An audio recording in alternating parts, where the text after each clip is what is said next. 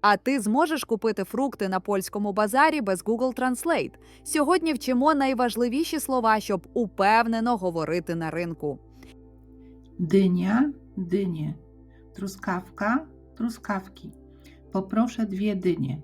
Poproszę pół kilo truskawek. Pomidor, pomidory.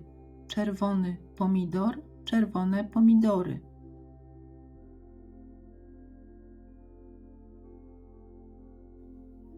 Poproszę kilogram tych tańszych pomidorów i sok pomidorowy.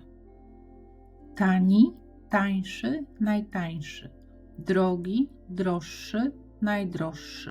Świeży, świeższy, najświeższy.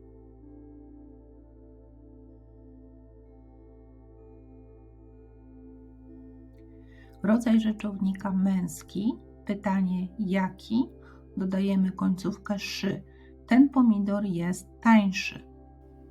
Rodzaj rzeczownika żeński, pytanie jaka, dodajemy końcówkę sza.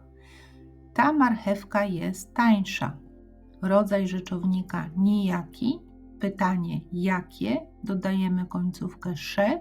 To jabłko jest tańsze. Закінчи це речення. Використай вищий ступінь прикметника «тань».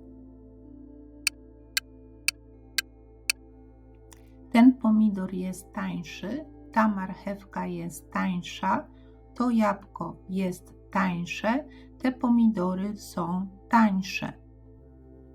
Brzoskwinia, winogrono, brokuł, gruszka, marchew, cukinia, truskawka. Bakłażan, kapusta, cebula, szparagi, jabłko, pomidory. Ile kosztuje? Ile kosztuje?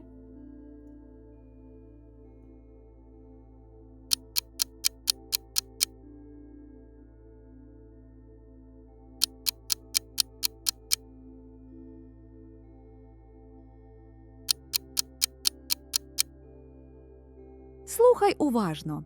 Чи впізнаєш ці слова, коли почуєш їх у діалозі? Poproszę kilogram bananów. Wezmę też pół kilo winogron. Poproszę kilogram cebuli, bo marchew wydaje mi się droga. Bardzo proszę, już nakładam. Tomek kupił jabłka, gruszki, banany, winogrona, pomidory, ogórki, cebulę i truskawki.